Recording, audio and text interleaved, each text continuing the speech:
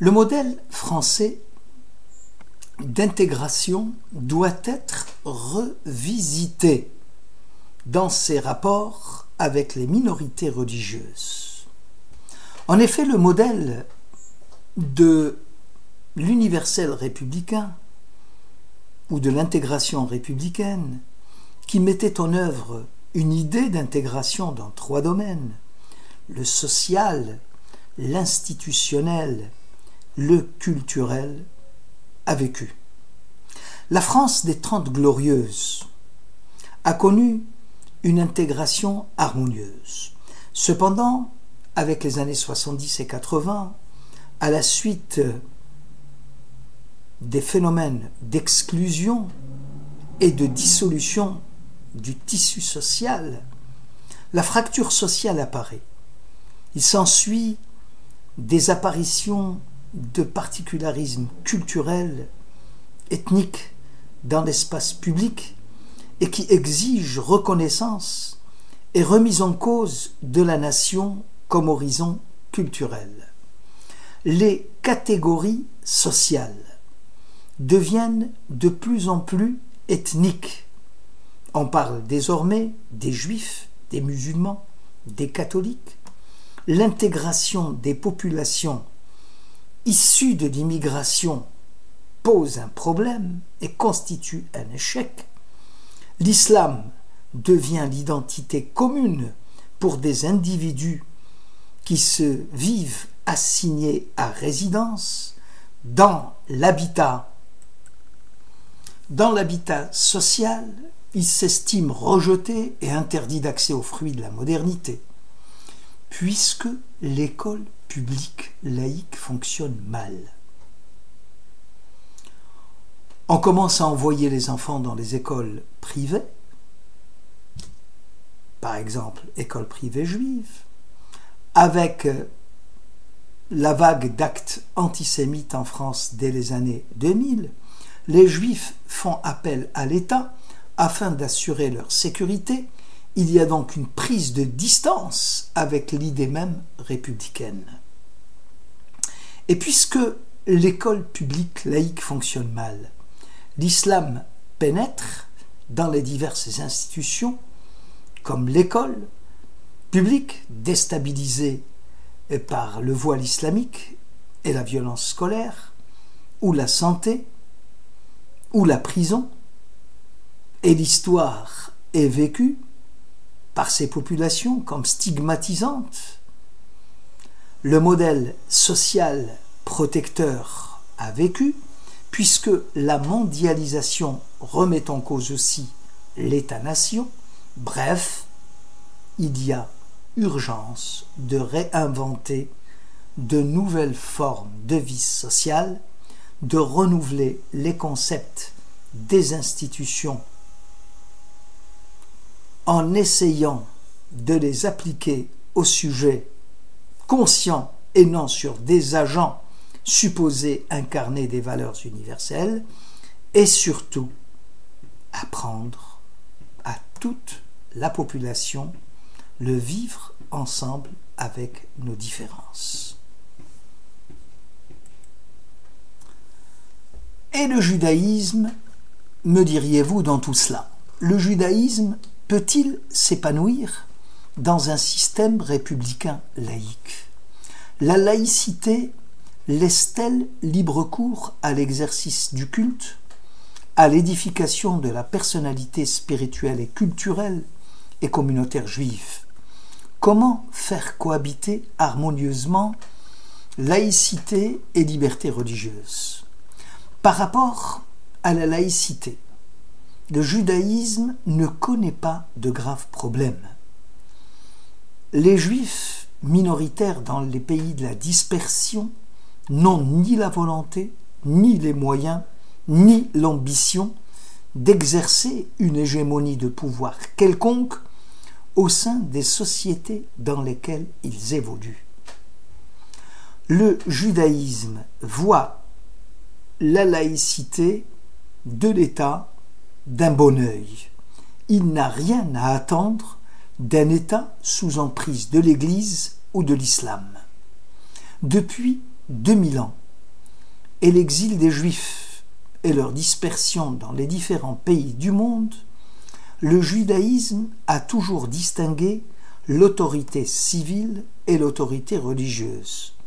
Pour parler comme les sages du Talmud, il y a lieu de distinguer la couronne de la royauté, Keter Malchut, qui s'identifie avec l'autorité civile, qui, hélas, ne peut plus s'exercer en l'absence d'un État juif libre et indépendant, et la couronne de la prêtrise, Keter Kehuna, qui s'identifie avec le pouvoir des rabbins et de l'exercice libre du culte, et qui est indépendante de l'État ou du temple. Les Juifs s'accommodaient à laisser à l'État dans lequel ils vivaient les prérogatives civiles et exigeaient le libre exercice du culte dans la sphère privée communautaire. Ils tenaient à la loi de l'État comme étant aussi contraignante que celle de Moïse. Dina de Malchuta, Dina. La loi de l'État devient ainsi ta propre loi. Disait le docteur de la Mishnah, le modus vivendi, celui-là a permis à Israël à conserver pendant des siècles ses lois religieuses. Or, justement, en France, la laïcité ne fut pas toujours synonyme de liberté positive pour les Juifs.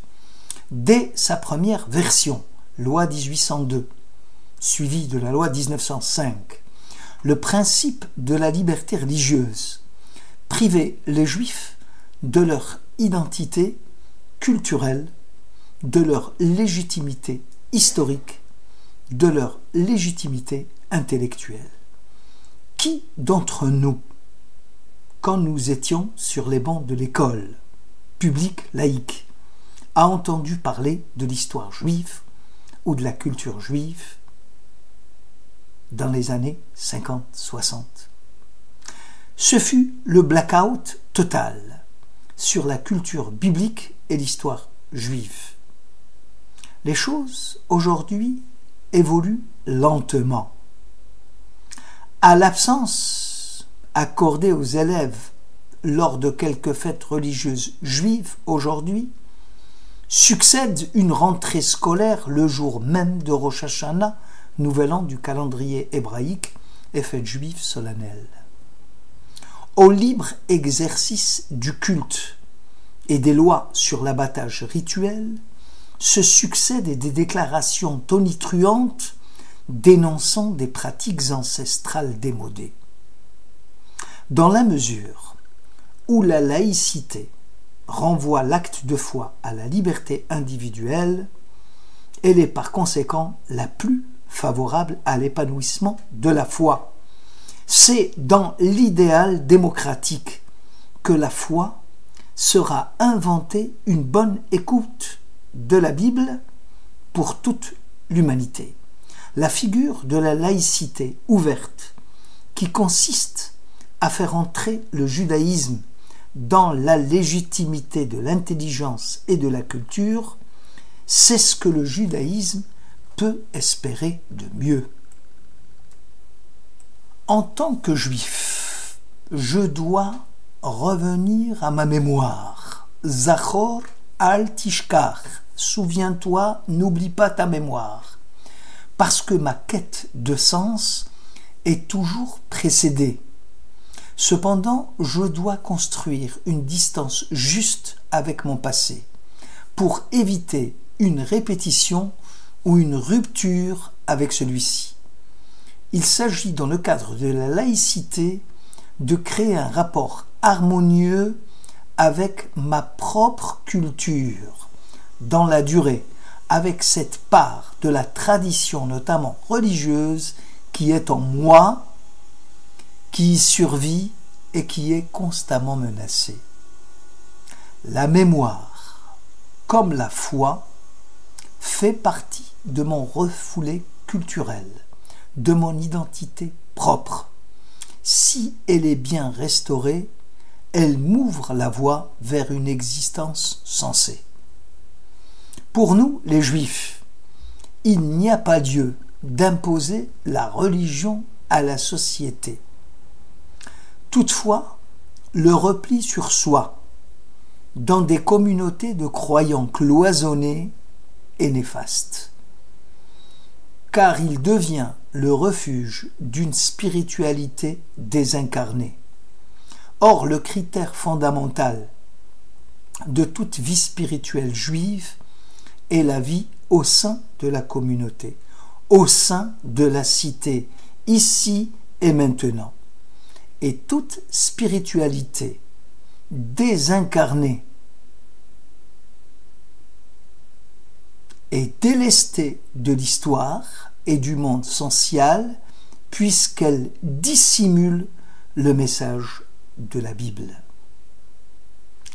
La religion juive, dans le cadre de la laïcité, doit s'inscrire dans la société moderne. Pour cela, elle doit s'inscrire dans l'espace humain, historique et social. Fonder une société de bienfaisance dans un monde injuste socialement, c'est la meilleure façon de condamner l'injustice sociale en transformant la société. Ne pas perdre de vue que le spirituel n'est spirituel que s'il affronte l'épaisseur du temporel. La religion doit éviter de télescoper la société civile en échange des lois civiles comme la justice. Les partis religieux en Israël ou ailleurs doivent accepter les jugements des tribunaux civils, même si cela concerne des ministres de culte ou des rabbins issus de ces mêmes milieux et qui sont en infraction avec les lois du pays. Si la religion est déconnectée du poids de la réalité historique et sociale, elle se nie comme spirituelle. La vérité ne s'impose que par la force de la vérité elle-même, qui pénètre l'esprit avec autant de douceur que de puissance. Il est temps que l'école publique laïque cesse de mépriser le fait religieux, traité comme un résidu, une résistance à l'activité philosophique.